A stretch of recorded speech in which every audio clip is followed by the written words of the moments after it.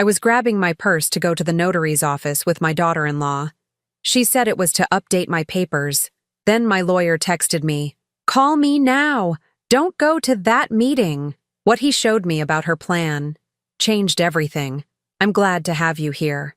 Follow my story until the end and comment the city you're watching from, so I can see how far my story has reached. I was standing in front of my bedroom mirror, smoothing down my best blue blouse when the text came through. The sound of my phone buzzing against the nightstand made me pause, lipstick halfway to my mouth. At 67, I wasn't used to urgent messages, especially not on a Tuesday morning when I was getting ready for what should have been a routine trip to the notary's office. "Ready, Marcy?" Kinsley's voice drifted up from downstairs, that artificially sweet tone she'd been using with me for the past 3 weeks. My daughter-in-law had been unusually attentive lately, offering to help with errands, bringing me groceries I didn't ask for, and insisting we update my important papers together. I picked up my phone, expecting maybe a reminder from my doctor's office or one of those spam messages about my car warranty. Instead, I saw Trevor's name on the screen. My lawyer never texted me.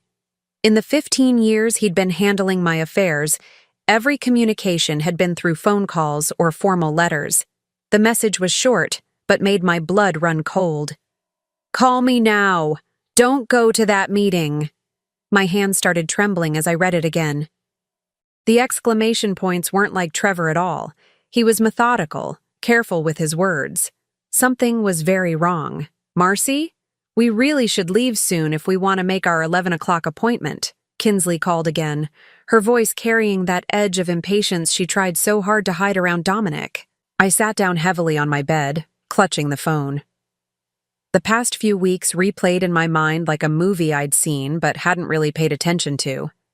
Kinsley suggesting I consolidate my accounts, her offering to help organize my filing cabinet, the way she'd redirect conversations whenever I asked specific questions about these updates we were supposedly making. My son Dominic had been distant lately too, avoiding eye contact during our weekly dinners. When I'd ask about work or their plans for the holidays, he'd give me short answers and change the subject. I'd chalked it up to stress from his job at the construction company, but now I wondered if there was more to it. I dialed Trevor's number with shaking fingers. "Marcy, thank God," he answered on the first ring. "Where are you right now?" "At home, getting ready to leave for the notary." "Trevor, what's going on? You're scaring me." There was a pause, and I could hear papers rustling in the background. "I need you to stay exactly where you are.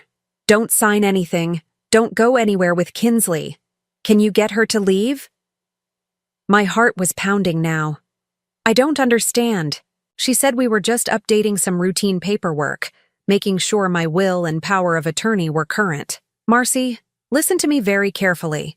The documents she's planning to have you sign today would give her complete control over your house, your bank accounts, everything. She's been planning this for months." The room felt like it was spinning. I gripped the edge of my mattress, trying to steady myself. That can't be right. She's my daughter-in-law. We may not always see eye to eye, but she wouldn't. "I have copies of the documents, Marcy. She had them drawn up by a different lawyer 3 weeks ago. I only found out because the notary called me when he saw my name listed as your current attorney. He wanted to confirm the changes." Downstairs, I heard Kinsley's heels clicking impatiently across the hardwood floor. "Marcy? Is everything okay up there?" I covered the phone's mouthpiece. "Just a minute, dear. I'm looking for my reading glasses." Trevor's voice came through urgently when I put the phone back to my ear. "You need to get her out of there so we can talk properly. Tell her you're not feeling well, anything, but don't let on that you know what she's planning." My mind was reeling. 3 months ago, Kinsley had been distant and cold, barely speaking to me except when absolutely necessary. Then suddenly, she'd become helpful, concerned about my future security, and making sure everything was in order. I'd been so grateful for what seemed like an improvement in our relationship that I hadn't questioned her motives. "What about Dominic?" I whispered into the phone. "Does he know?" The silence that followed was answer enough. "Marcy, I'm coming over.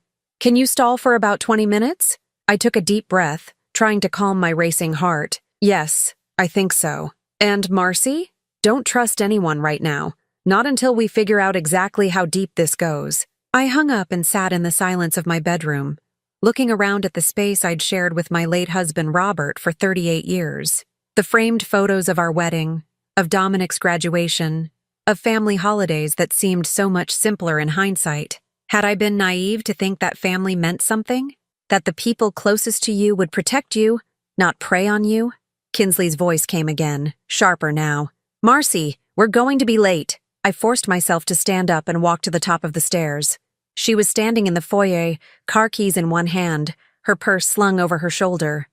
She looked perfect as always, her blonde hair styled in that expensive cut, wearing the designer dress I'd helped pay for when Dominic's hours got cut last winter. I'm sorry, Kinsley, but I'm not feeling very well. Could we possibly reschedule for later this week? Her expression flickered for just a moment, and I caught something in her eyes I'd never seen before. Calculation. Cold calculation. Oh, that's unfortunate, she said, but her voice lacked any real concern. It's just that I had to move several things around to make time for this appointment today. Are you sure it's not just nerves? These kinds of legal matters can feel overwhelming. The way she said overwhelming made my skin crawl, as if I were some confused old woman who needed to be managed. I'm quite sure, I said, trying to keep my voice steady. Perhaps we could meet Thursday instead? She stood there for a long moment, and I could practically see her mind working, calculating her next move. Finally, she forced a smile. Of course. I'll call and reschedule. You rest up, and I'll check on you later. After she left, I double-locked the front door and went to the kitchen to make tea with hands that wouldn't stop shaking. Through the window, I watched her car disappear down the street, and for the first time in months, I felt afraid in my own home. 20 minutes later, Trevor's familiar gray sedan pulled into my driveway, and I had never been so relieved to see anyone in my life. Trevor sat across from me at my kitchen table. A manila folder spread open between us. His usually neat gray hair looked disheveled, as if he'd been running his hands through it. In all the years I'd known him, I'd never seen him look this shaken. I'm going to show you something, Marcy, and I need you to prepare yourself. What Kinsley was planning to have you sign today. He pulled out a stack of papers. These aren't routine updates. This is a complete transfer of ownership of your house to her name. My teacup rattled against the saucer as I set it down. That's impossible. Why would I sign my house over to her? According to these documents, you're doing it because you're no longer mentally competent to manage your own affairs. He pointed to a section highlighted in yellow. She's claiming you've been showing signs of dementia and that she needs to protect your assets. The words hit me like a physical blow. Dementia? That's ridiculous. I'm as sharp as I've ever been. I know that, Marcy. But look at this. He showed me another document. She has 3 witnesses lined up to testify to your supposed mental decline. Neighbors who would swear they've noticed you being confused, forgetful. I scanned the names, recognizing Mrs. Patterson from next door and Tom Bradley from down the street.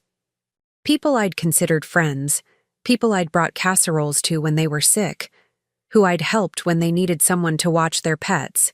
They agreed to lie about me? Trevor's expression was grim. For $500 each according to the payment receipts I found. My hands were shaking again. I clasped them together in my lap, trying to process what I was hearing. But even if she got the house, surely there are legal protections. I mean, where would I live? The look Trevor gave me made my stomach drop. He pulled out another set of papers. Sunset Manor Assisted Living. She's already put down a deposit and filled out the admission paperwork. You were supposed to be moved there by the end of the month. I felt the color drain from my face. Sunset Manor. I'd visited a friend there once, and the smell of disinfectant and despair had haunted me for weeks. Rows of elderly people parked in wheelchairs along sterile hallways, staring at television screens that no one was really watching. She can't just put me somewhere against my will. She can if she has legal guardianship, which is exactly what these documents would have given her. Trevor leaned forward, his voice gentle but urgent. Marcy, once you signed these papers, you would have had almost no legal rights. She could have made every decision about your life, your money, your medical care. I stood up abruptly, needing to move, to pace, to do something with the energy coursing through me. And Dominic? What does my son have to say about all this? Trevor was quiet for a long moment. When he finally spoke, his words were careful, measured. Dominic's signature is on several of these documents as a witness. The kitchen tilted around me. I gripped the back of my chair to keep from falling. He knows? It appears so, yes. My legs gave out and I sank back into my chair. My son, my only child, the little boy I'd rocked to sleep every night, who I'd sat with through countless fevers and scraped knees, who I'd worked double shifts to put through college. He knew they were planning to steal my home and lock me away. There's more, Marcy. Trevor's voice seemed to come from very far away. The house isn't the only thing. She also has papers drawn up to access your savings account, your retirement fund, even Robert's life insurance money that you've been keeping for emergencies. How much are we talking about? Approximately $850,000. The number hung in the air between us like a death sentence, not because it was so large, but because it represented my entire life's work. Robert's years as a machinist, my decades as a school secretary, every sacrifice we'd made to build something to leave behind for our son. She knew exactly what I have, I whispered, down to the penny. Which means she's been planning this for a long time. These kinds of documents don't get drawn up overnight. I thought about all the times Kinsley had offered to help me with my bills, insisting I was working too hard to manage everything myself. The way she'd volunteered to take me to the bank when I needed to make withdrawals. How she'd suggested I keep all my important papers in one place for convenience. She's been studying me, I said, the realization making me feel sick. Learning my routines, my finances, my weaknesses. Trevor nodded grimly. The notary told me she came in 2 weeks ago to review the documents, making sure everything was in order. She was very specific about the timing. What do you mean? She wanted to make sure the house transfer went through before Christmas. According to the real estate agent she contacted, she was hoping to have it on the market by January. My heart felt like it was being squeezed in a vice. She was going to sell my home? The house Robert and I bought when Dominic was 3? Where we raised him? Where we celebrated every holiday? I'm sorry, Marcy. But yes, that appears to be the plan. I sat in stunned silence, looking around the kitchen where I'd made thousands of meals, where Robert and I had our morning coffee every day for 38 years, where Dominic had done his homework at this very table. The thought of strangers walking through these rooms, deciding whether our life together was worth buying, made me feel physically ill. What happens now? I finally managed to ask. Now we make sure she can't do this to you or anyone else. Trevor began gathering the papers. I've already contacted the police about the fraud, but we need to be smart about this. If she realizes we know what she's planning, she might try something else. Like what? I don't know, and I don't want to find out. He closed the folder and looked at me seriously. Marcy, I need to ask you something, and I need you to be completely honest. Have you felt pressured to sign anything else recently? Have there been any other unusual requests or suggestions about your finances or your health? I thought back over the past few weeks. She's been very interested in my prescription medications lately, asking about my blood pressure pills, whether I ever feel dizzy or confused. Last week, she suggested I should see a doctor about my memory, said she'd noticed I was repeating stories. Trevor's jaw tightened. What did you tell her? That I felt fine, that everyone repeats stories sometimes. But she kept pushing, saying she was concerned about me living alone, that maybe I should consider having someone check on me more regularly. Has she been in your house when you weren't here? The question sent a chill down my spine. She has a key. I gave it to her and Dominic for emergencies years ago. Trevor made a note on his legal pad. We need to change your locks immediately. And Marcy, I want you to be very careful about what you eat or drink when they're around. If she's been planning this for months, there's no telling what else she might be capable of. The implication of his words hit me like a truck. You think she would try to drug me? I think she's already demonstrated that she's willing to commit fraud, bribery, and conspiracy to get what she wants. I don't want to take any chances with your safety. As Trevor left, promising to return the next morning with a locksmith and a plan.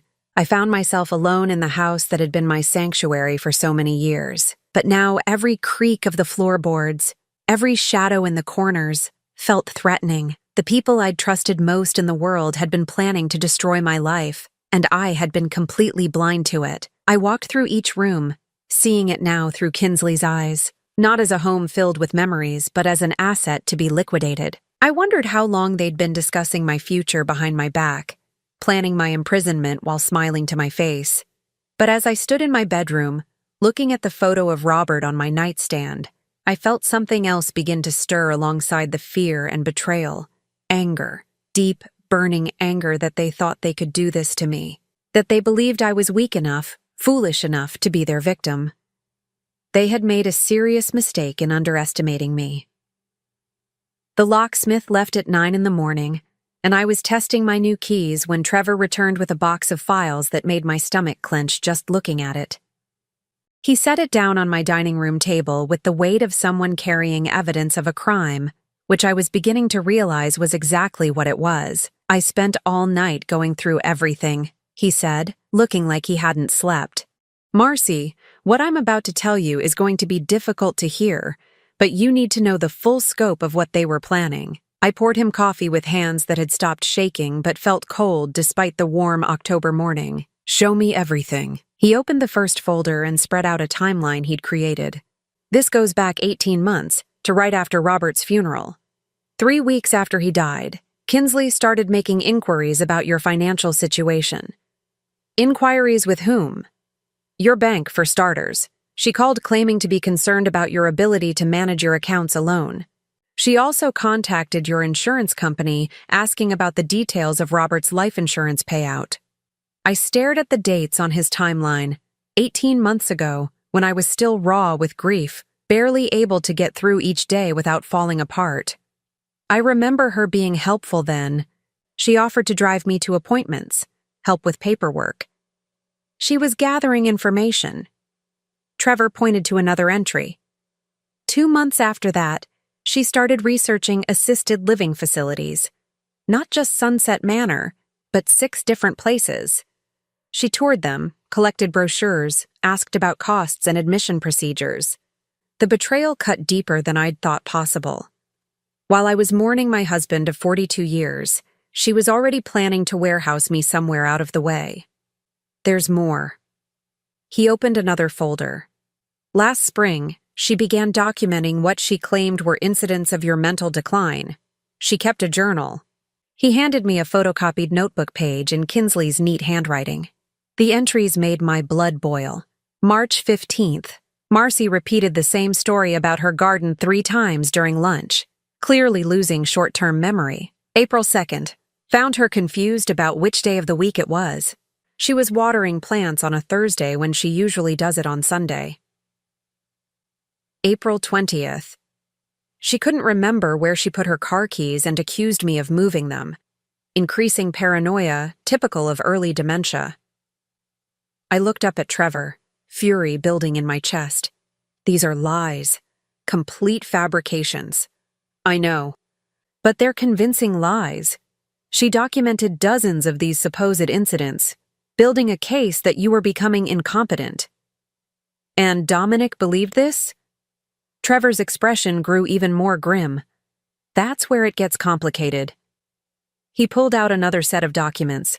Your son signed an affidavit stating that he'd witnessed your mental decline and supported the decision to place you in supervised care. The paper felt like it was burning my fingers. There was Dominic's signature, bold and familiar, on a legal document that declared me mentally unfit. My own son, swearing under oath that his mother had lost her mind. When did he sign this? 6 weeks ago. 6 weeks. I set the paper down carefully, afraid I might tear it in half. We had dinner together 4 weeks ago. He sat right here in this kitchen and asked me how I was feeling. I told him I was doing well, staying active. He hugged me goodbye and said he was proud of how strong I was being. There's something else you need to see. Trevor hesitated, his hand hovering over another folder. This might be the hardest part.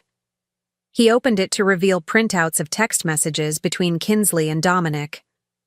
My lawyer had somehow obtained them through his investigation, though I didn't ask how.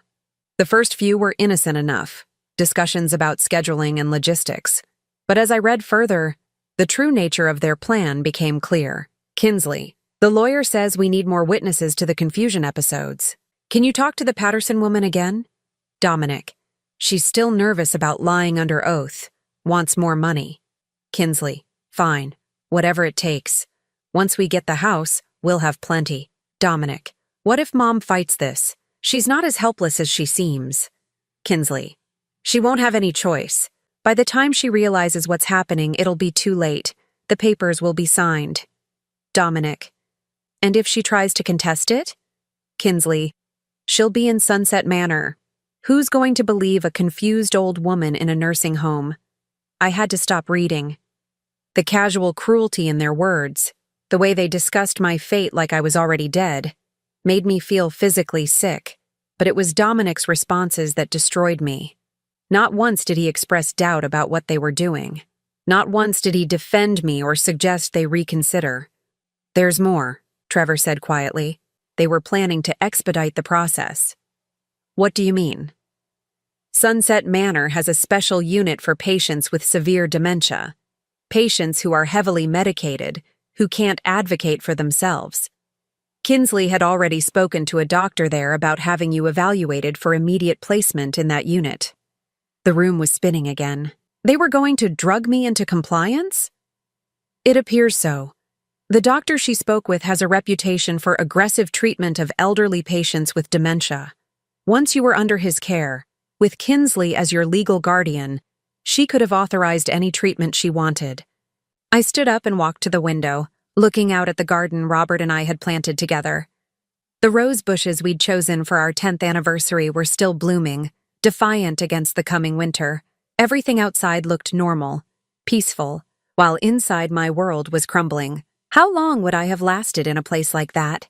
Trevor was quiet for a long moment. I don't think they were planning for you to last very long at all.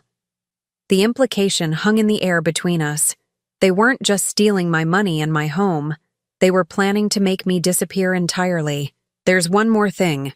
Trevor's voice was barely above a whisper. I did some research on Sunset Manor's special dementia unit. In the past 2 years, they've had an unusually high number of deaths among recently admitted patients. Patients whose families had similar stories about sudden mental decline. My legs felt weak.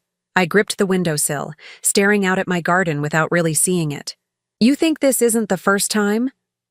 I think Kinsley has done this before, or at least tried to. I'm still investigating, but there are some concerning patterns. I turned back to face him. What kind of patterns? 3 elderly people in this county have died in the past year under similar circumstances. All of them were placed in nursing homes by younger relatives who claimed they were no longer competent. All of them died within months of being institutionalized, and all of them left substantial inheritances to the relatives who had them committed. The horror of what he was suggesting washed over me.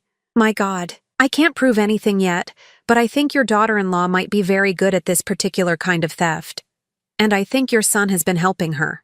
I sank back into my chair, overwhelmed by the scope of their betrayal. This wasn't just about greed or convenience. This was about systematically destroying me, erasing me from my own life, and possibly worse. What do we do now? Trevor closed the folders and looked at me with determination I hadn't seen from him before. Now we turn the tables. They think they're dealing with a confused old woman who won't be able to fight back. They're about to learn how wrong they are. What did you have in mind? We're going to give them exactly what they think they want. We're going to let them believe their plan is working. His eyes were cold, calculating. And then we're going to destroy them with their own evidence. For the first time in days, I felt something other than fear and betrayal. I felt the stirring of hope, and something even more powerful, the desire for justice. Tell me what we need to do. First, we're going to let them think they've won. You're going to call Kinsley and reschedule that appointment for tomorrow. You're going to act confused, maybe a little frightened about managing things on your own. Make her believe you're ready to sign those papers. And then we spring our trap.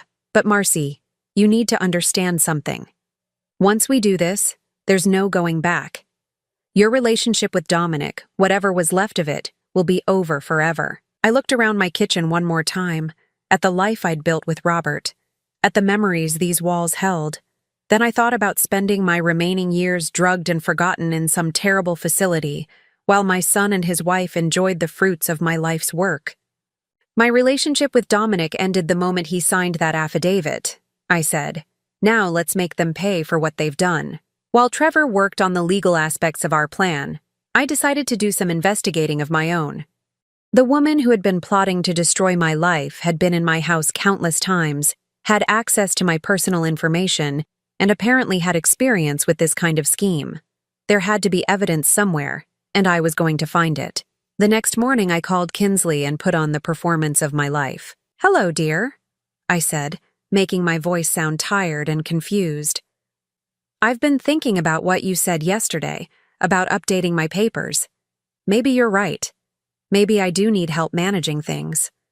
The change in her tone was immediate and unmistakable.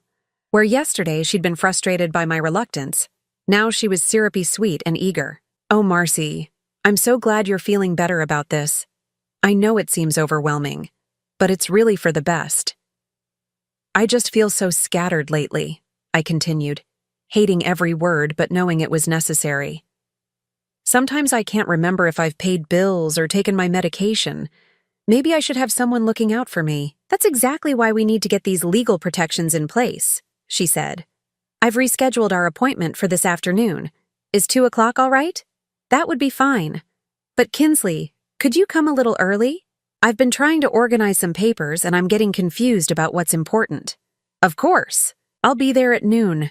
We can go through everything together." After I hung up, I called Trevor to confirm our plan was in motion. Then I spent the morning setting up the small recording device he'd given me, testing it until I was confident it would capture everything clearly. Kinsley arrived precisely at noon, carrying a leather briefcase and wearing an expression of barely contained excitement. She hugged me at the door, and I had to resist the urge to pull away from her touch. "How are you feeling today?" she asked, studying my face like she was looking for signs of weakness.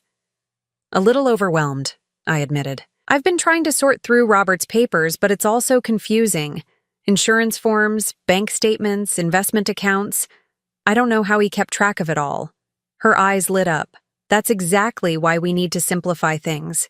Once I have power of attorney, you won't have to worry about any of this anymore." She set her briefcase on the kitchen table and opened it with the efficiency of someone who had done this many times before.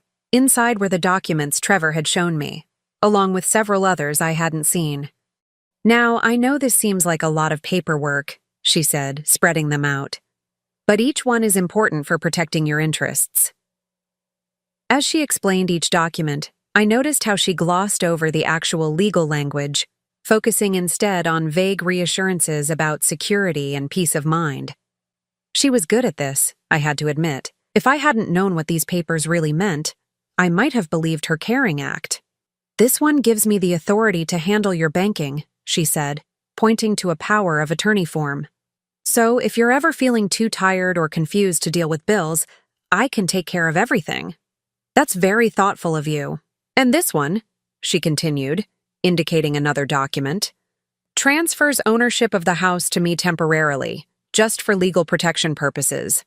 Sometimes older people become targets for scammers, and this way, your home would be safe." "Temporarily?" "Well, yes, I mean, you'd still live here as long as you're able, but if you ever need more specialized care, we'd have the flexibility to make the best decisions for your future." The casual way she lied was breathtaking. I nodded along, asking innocent questions while the recording device captured every word of her deception. "What about Dominic?" I asked. "Shouldn't he be involved in these decisions?" "Oh, he absolutely agrees with everything we're doing," she said quickly. "In fact, he's the one who suggested we move forward as soon as possible. He's been very worried about you living alone." "Has he?" "He didn't want to upset you by saying anything directly, but he's noticed some changes. Little things, like repeating stories or seeming confused about dates. He loves you so much, Marcy. We both do. That's why we want to make sure you're protected." I had to bite my tongue to keep from confronting her lies right then. Instead, I played my role. I suppose I have been a bit forgetful lately. Yesterday, I couldn't remember if I'd locked the front door. See? That's exactly the kind of thing we're concerned about. She pulled out another form. This is just a medical power of attorney. So if you ever need medical care and can't communicate your wishes clearly, I can make sure you get the best treatment. What kind of treatment? Oh, just standard care. If you were ever hospitalized or needed medication adjustments. Sometimes as we age, our judgment about medical decisions can become impaired. She was setting up the justification for having me drugged and declared incompetent. I nodded as if I found this reasonable, all while my anger burned hotter. There's just one more form, she said, pulling out the last document. This is for emergency situations in case you ever need immediate placement in a care facility. Care facility? Just as a precaution. If you ever had a fall or a medical emergency and couldn't live independently for a while, this would allow me to get you into a good place quickly, without waiting for court approvals. Have you looked into places like that? I've done some research, yes. There are some lovely facilities that specialize in caring for people with memory issues. Very peaceful, very safe. The way she described Sunset Manor as lovely and peaceful made my skin crawl, especially knowing what Trevor had told me about their special dementia unit. Well, I said, picking up a pen and making my hand shake slightly. I suppose if you and Dominic think this is best? We absolutely do. She leaned forward eagerly. And Marcy, once these are signed, you won't have to worry about anything anymore. I'll handle all the stressful details so you can just focus on enjoying your life. As I pretended to read through the documents, making occasional confused sounds, she checked her watch several times. She was anxious to get to the notary, to make this official before I could change my mind, or anyone could interfere. I think I understand most of this, I said finally, but there's one thing that's bothering me. Her smile tightened almost imperceptibly. What's that? Well, if something happened to you, what would happen to me? I mean, if you had these powers and then you couldn't use them for some reason? Nothing's going to happen to me, Marcy.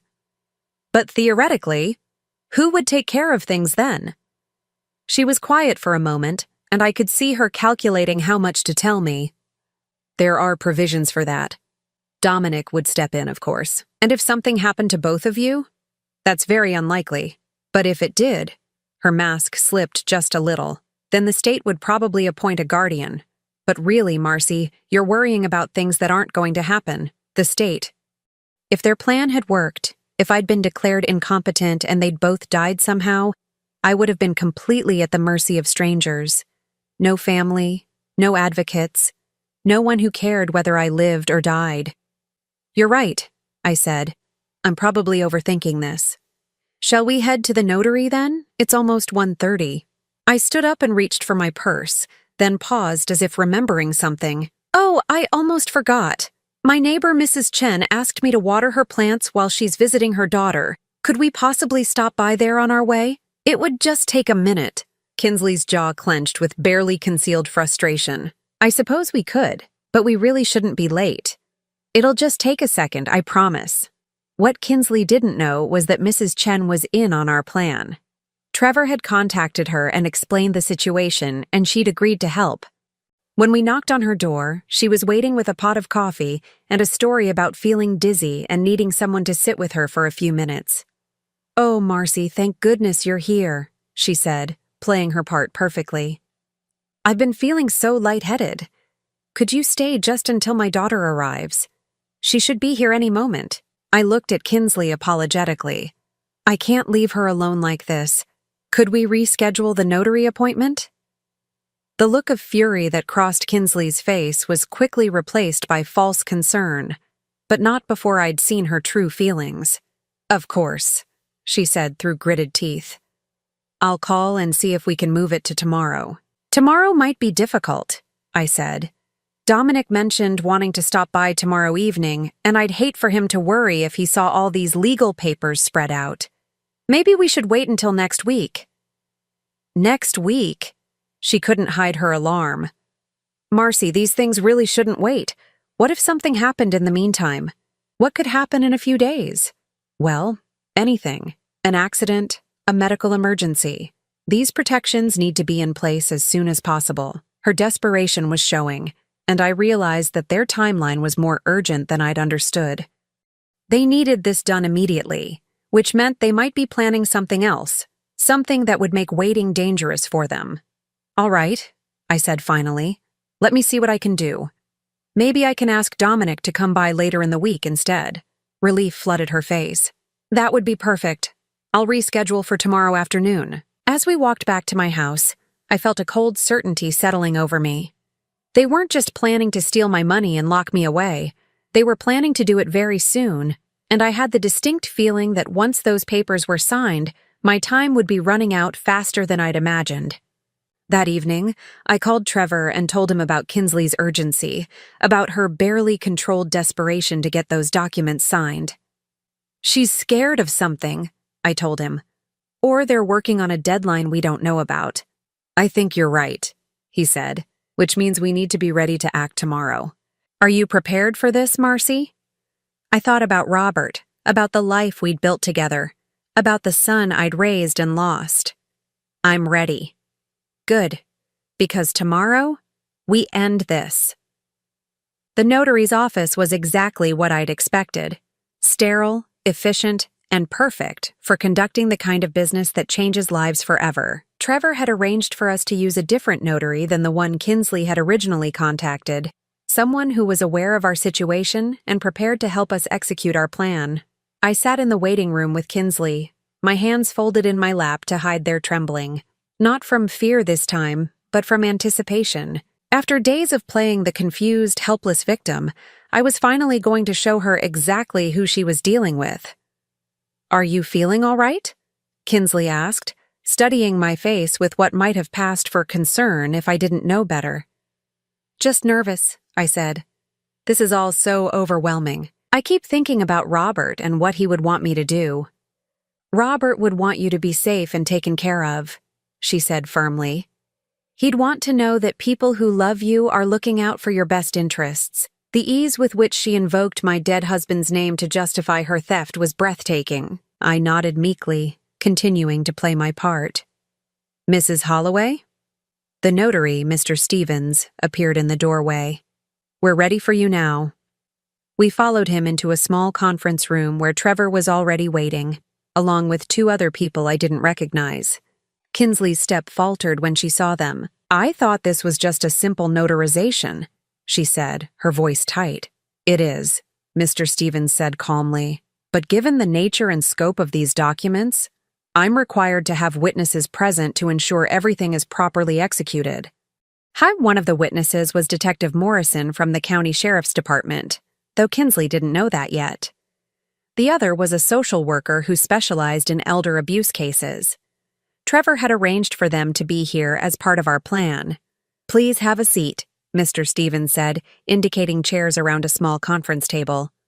Kinsley placed her briefcase on the table and began removing the familiar documents. As she spread them out, I watched her face.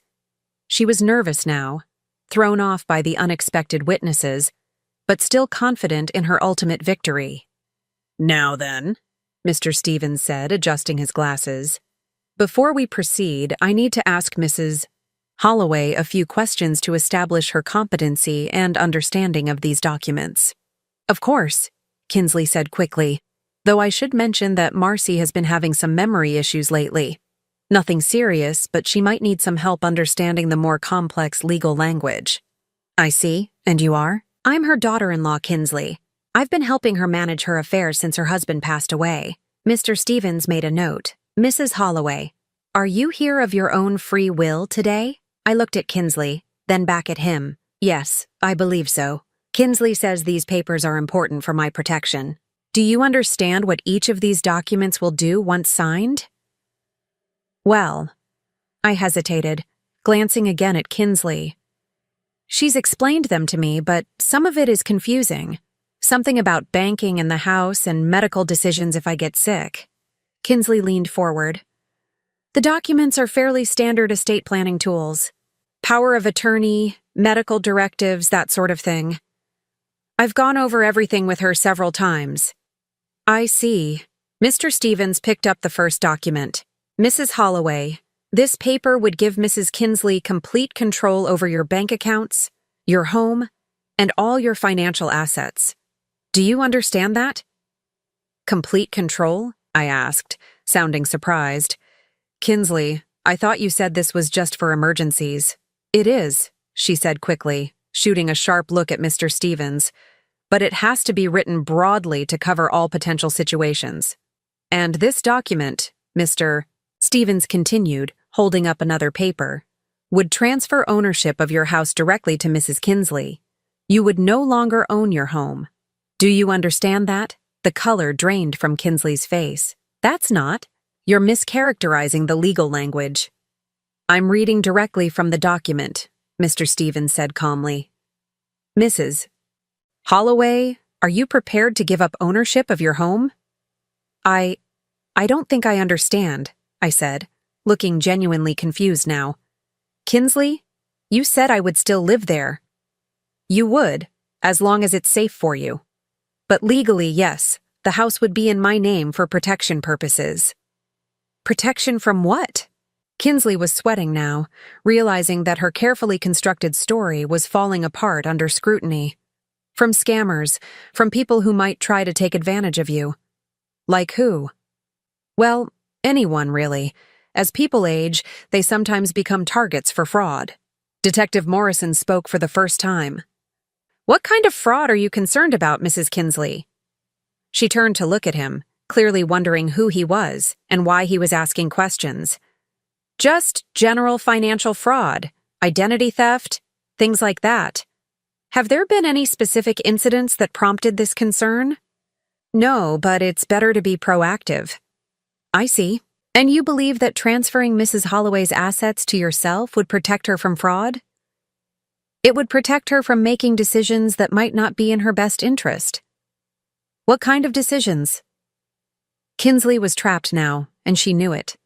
Every answer was digging her deeper into a hole, but she couldn't stop without abandoning her plan entirely. Well, if her memory continues to decline, she might forget things. Bills, appointments, medication. She might make financial decisions that don't make sense. Has her memory declined significantly? Yes, quite a bit. She repeats stories, forgets conversations. Just yesterday, she couldn't remember whether she'd locked her door. Detective Morrison made a note. That's interesting, because I spoke with Mrs. Holloway's doctor this morning. According to her recent medical records, she's in excellent mental health for her age. No signs of dementia or cognitive decline. Kinsley's mouth opened and closed without sound. She looked like a fish gasping for air. In fact, the detective continued, her doctor was quite surprised when I told him about the concerns you'd expressed. He said Mrs. Holloway has been managing her own affairs perfectly well and has shown no signs of confusion or memory loss during her appointments. There must be some mistake, Kinsley said weakly. No mistake. We also spoke with several of Mrs. Holloway's neighbors. They all described her as sharp, independent, and fully capable of caring for herself. I watched Kinsley's face as the full scope of her situation became clear. She was caught in a web of lies with no way out. However, Detective Morrison continued, we did find some interesting information about you, Mrs. Kinsley. He opened a folder and pulled out several documents. It seems you've been researching Mrs. Holloway's financial situation quite extensively. Bank records, insurance policies, property values. You've also been in contact with several assisted living facilities, making inquiries about bed availability and costs. I was just trying to be prepared. Prepared for what? For when she might need care. But according to her doctor, she doesn't need care. She's perfectly healthy and competent. Trevor spoke up for the first time. We also found these, Mrs. Kinsley. He placed copies of her fake journal entries on the table. Detailed records of incidents that supposedly demonstrate Mrs. Holloway's mental decline. Incidents that never actually happened. Kinsley stared at the papers, her face white as chalk. We have statements from the neighbors you approached, asking them to lie about Mrs. Holloway's mental state in exchange for payment, Trevor continued. We have records of your communications with the assisted living facility, including your inquiries about their secured dementia unit and their policies regarding heavily medicated patients." "This is ridiculous," Kinsley said, but her voice cracked. "You're twisting everything." "Are we?" I asked, speaking in my normal voice for the first time since we'd entered the room. "Because it sounds like they've described your plan pretty accurately." She turned to look at me, and I saw the moment she realized I wasn't the confused old woman she thought she was manipulating. "You," she whispered. "I've been recording our conversations, Kinsley. Every lie you told me, every false reassurance, every detail of your plan to steal my home and lock me away to die." I pulled out the small recording device and set it on the table. "It's all here." Her composure finally shattered completely. "You don't understand. You can't live alone forever. You need someone to take care of you. Someone like you? Someone who was planning to drug me and warehouse me in a nursing home while you sold my house and spent my money? It's not like that. Then what is it like? Explain to me how stealing my life savings and having me declared incompetent was for my own good." She couldn't answer. She sat there opening and closing her mouth like she was trying to find words that would make this all make sense, but there were no such words. "Where's Dominic?" Detective Morrison asked. "We'd like to speak with him as well." "He doesn't know anything about this," Kinsley said quickly. "This was all my idea." I laughed, a sound completely devoid of humor. "Really? Because I have text messages between you two discussing how to handle the confused old woman and planning how to split up my assets." "You can't have those." "Trevor obtained them through legal channels as part of his investigation. Your husband signed legal documents declaring me mentally incompetent, Kinsley. He's as guilty as you are." The social worker, who had been silent throughout the confrontation, finally spoke. "Mrs. Kinsley, what you've described amounts to elder abuse, fraud, and conspiracy. These are serious criminal charges." "I was trying to help her." "By lying about her mental state? By planning to have her forcibly medicated? By stealing her home?" Kinsley looked around the room desperately, searching for someone who might believe her, someone who might help her. She found only cold, judgmental faces. "What happens now?" she asked in a small voice. Detective Morrison stood up. "Now you're going to come with me. We have quite a few questions for you, and we'll be picking up your husband shortly." As they led Kinsley away in handcuffs, she turned back to look at me one last time. "You'll regret this," she said. "When you're alone and sick and have no one to take care of you, you'll wish you'd let us help." I met her gaze steadily. "I'd rather die alone than live one more day under your care."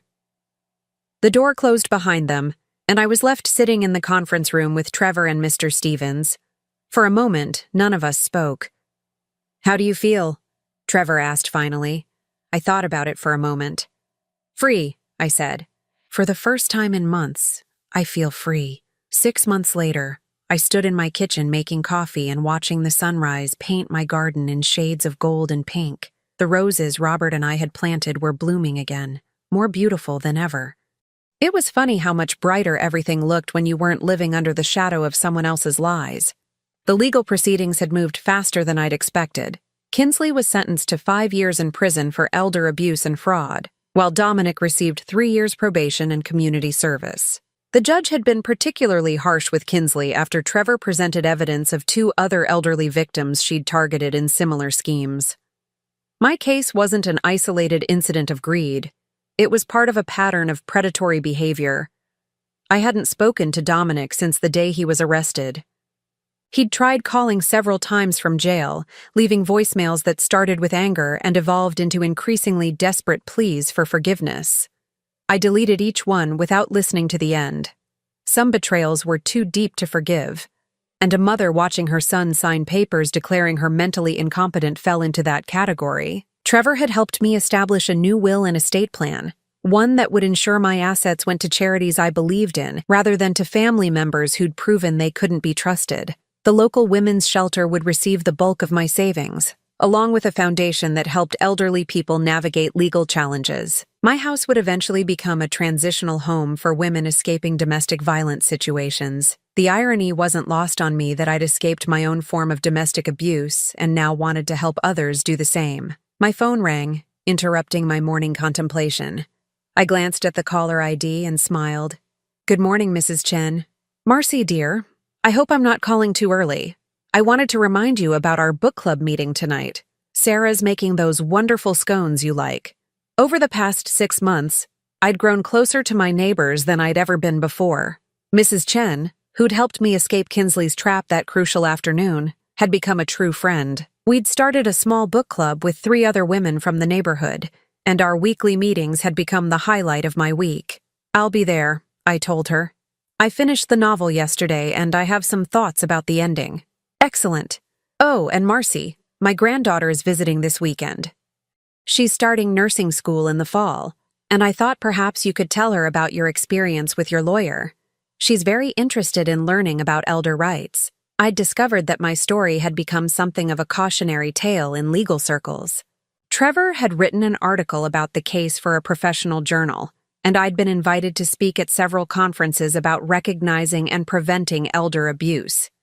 At first, I'd been reluctant to share such personal details with strangers, but I'd come to understand that my experience could help protect other vulnerable people.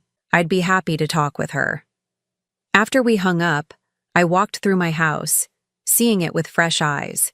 Without the constant stress of wondering what Kinsley and Dominic were planning, I'd been able to enjoy my home again.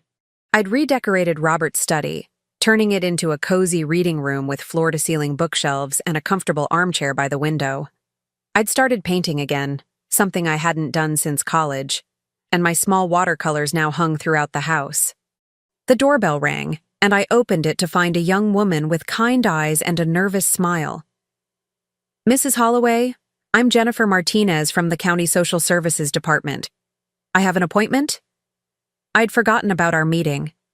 Jennifer was a social worker who specialized in elder abuse cases, and she'd asked to interview me for a training program she was developing. "Of course, come in. Would you like some coffee?" We settled in my living room, and Jennifer pulled out a small recording device. "I hope you don't mind, but I'd like to record our conversation for training purposes.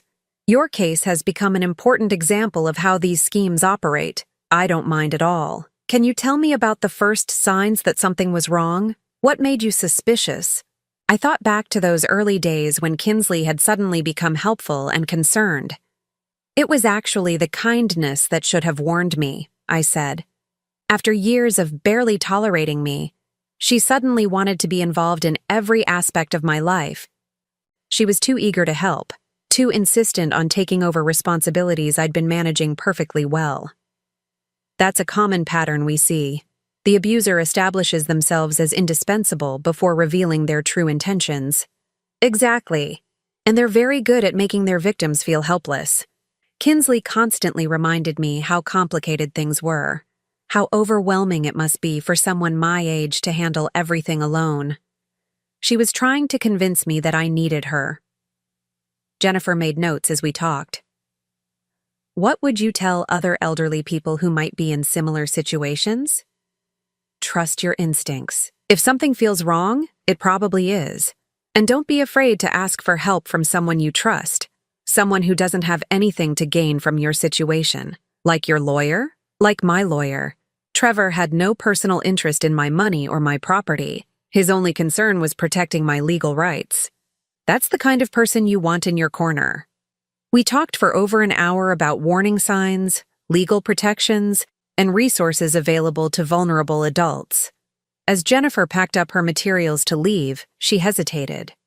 "Can I ask you something personal? Do you ever regret not trying to reconcile with your son?" It was a question I'd been asked before, usually by well-meaning people who believed that family bonds should transcend any betrayal. I'd given it a lot of thought over the past 6 months.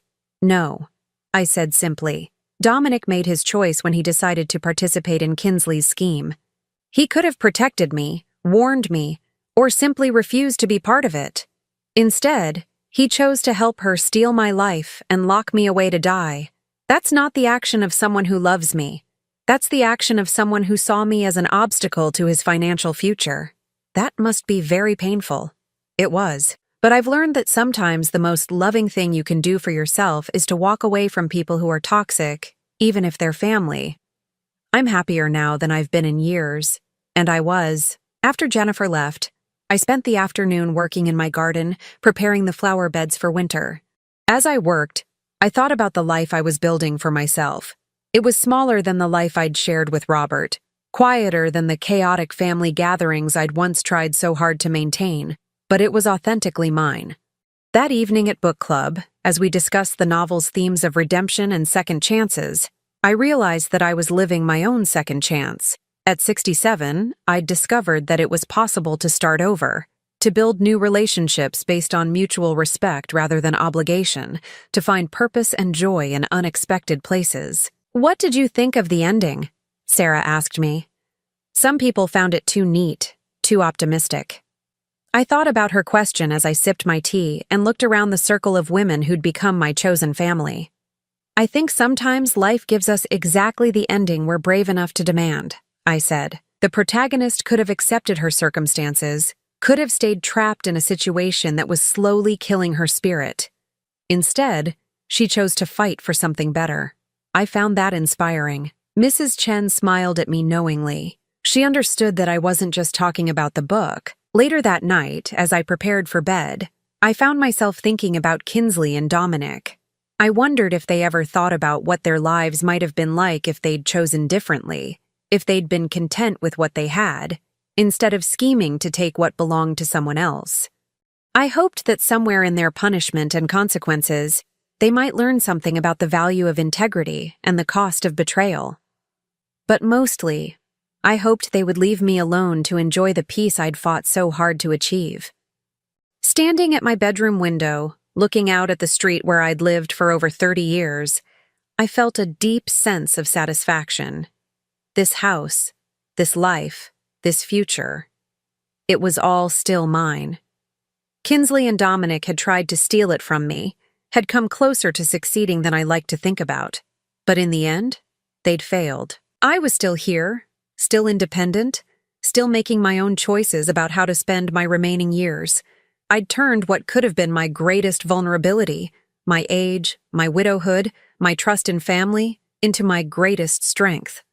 I'd learned that I was more resilient than I'd ever imagined, more capable of standing up for myself than anyone had given me credit for. As I turned off the lights and settled into bed, I smiled at the thought of tomorrow. Mrs. Chen and I were planning to visit the farmer's market, and then I had a painting class in the afternoon. Simple pleasures, freely chosen, in a life that belonged entirely to me. For the first time in months, I fell asleep without checking the locks on my doors or worrying about what tomorrow might bring. I was safe in my own home, surrounded by people who genuinely cared about me, living a life built on truth instead of lies. It had taken 67 years and a near-catastrophic betrayal, but I'd finally learned the most important lesson of all.